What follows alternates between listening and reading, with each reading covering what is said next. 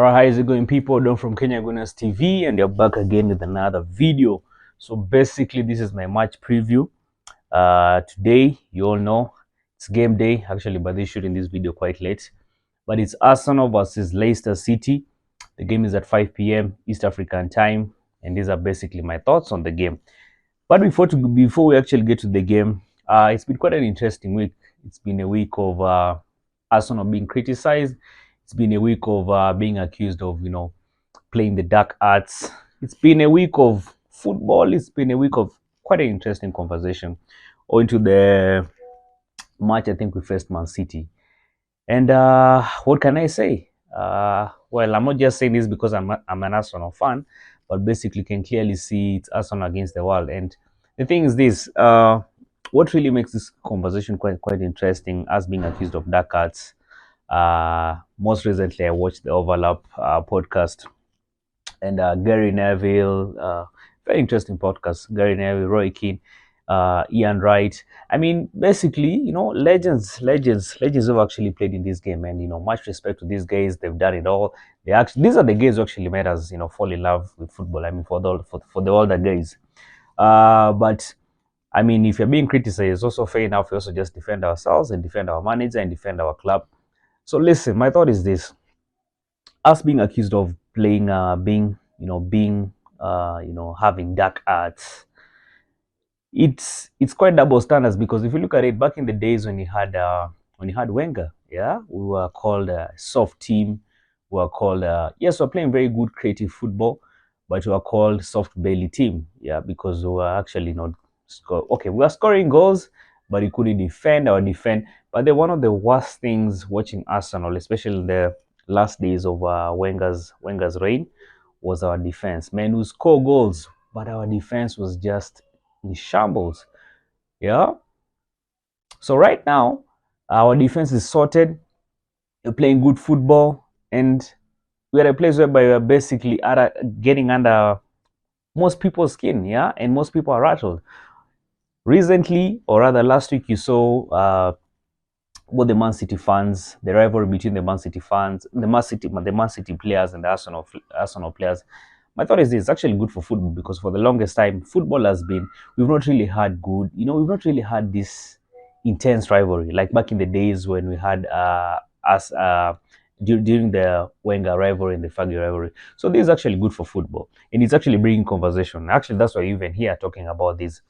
But the double standards, from some of these pundits and the fan base of being criticized, it's not making sense. Like the game we played versus Man City. Okay, so what do people want us to do? We've seen teams go 10 man less, 1 man less against Man City. Yeah, and you've seen how those guys have whooped teams. I think there's a game I was watching some time back. It was Liverpool versus Man City. I mean, the Klopp and Pep rivalry. There's a time Liverpool red carded. I'm not really sure of the player, but Liverpool were red carded. A player was red carded, and I think Man City ended up winning that game. Was it 4-1? Yeah. So what do you guys want us to do? What do you guys want Mikel Arteta to do? Yeah. Would you just want us to sit back, relax, and just allow Man City to score? You have to do what you have to do to win. Yeah.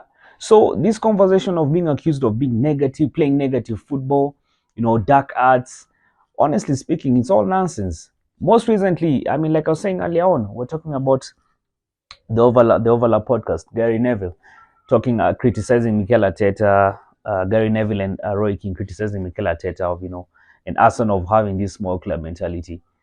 Honestly speaking, respectfully, that is just nonsense, because okay, so let's actually go back to history. Yeah, Gary Neville, by the way, was a coach some time back, played coach Valencia.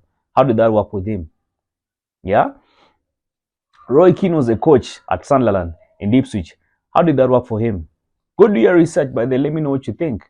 Drop your thoughts in the comment section. So why are guys, and I actually like the way Mikel Arteta handled this, because yesterday I was watching an interview and he was asked about these questions, what he made of it, and he was like, no comment. That was a very good answer, Mikel Arteta, by the way. That is just distraction. Don't allow these guys to distract you. Keep it professional. One thing that I love with Mikel Arteta, the way he handles the media. There are those questions that you honestly don't need to answer.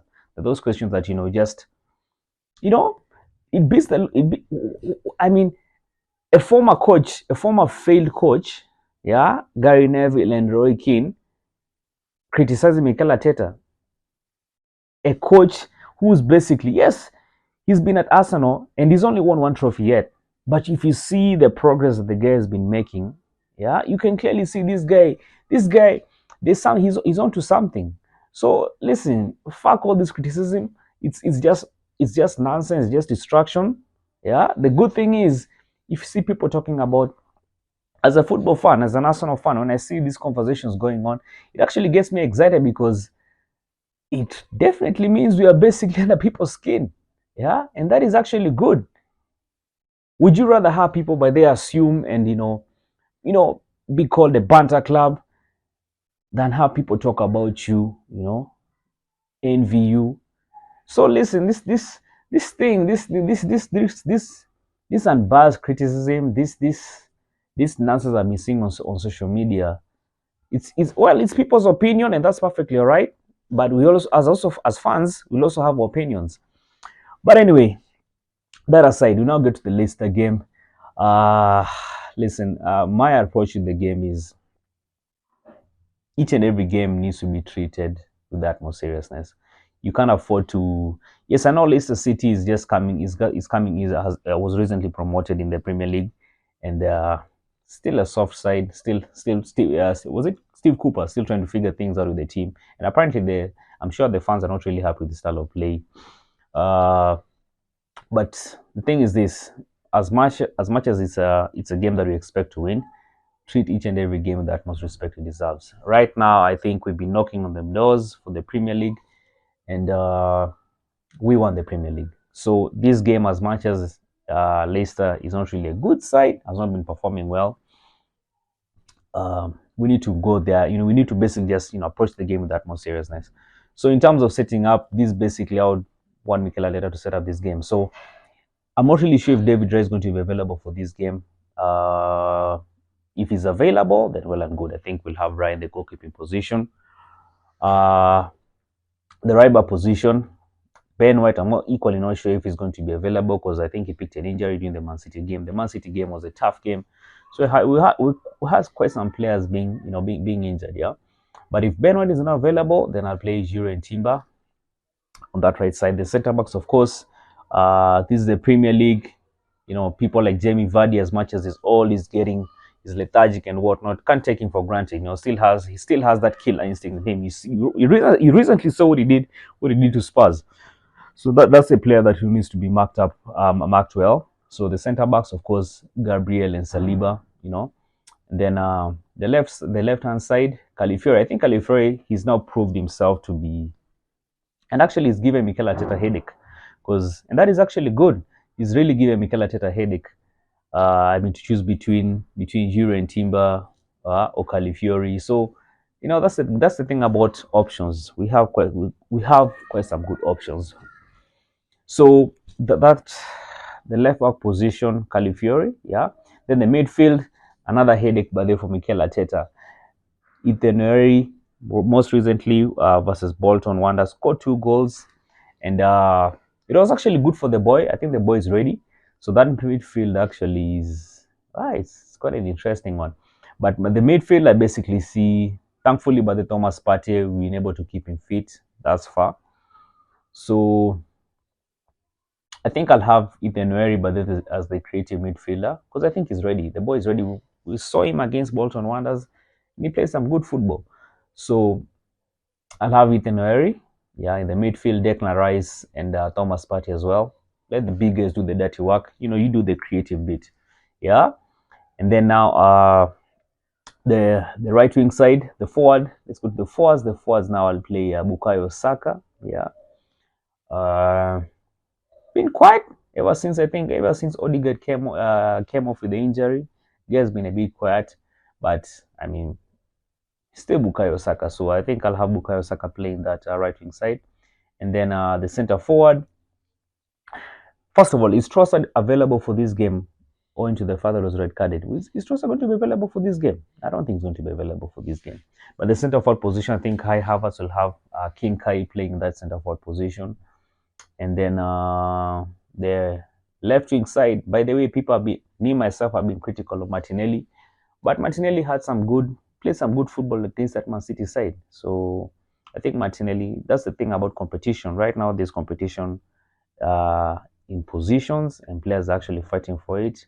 Yeah, so Martinelli, I like the fact that he stepped up against Man City, played good football, played defensively. I mean, he was even the assist that Califieri scored, yeah, it was by Martinelli. So I think I'll have Martinelli playing this game, yeah. And basically, that is how to set up this game. So, listen, it's an easy game, but you can't take anything for granted right now. My score prediction for this game, I'll basically just go with 3-0 to the Arsenal. Yeah, I don't expect with the defense I saw against Man City. Honestly, man, I don't expect I don't expect us to be conceding goals, unless maybe it's just one of those silly mistakes. But with the defense I saw against Man City, honestly, I don't expect us to be conceding goals. Yeah, so that is it for this match preview. Drop your thoughts in the comment section. I'll be live streaming the game at 5 p.m. East African time, and I'll be seeing you then. Come on, you Gunners. Forget the distractions. Focus. Focus.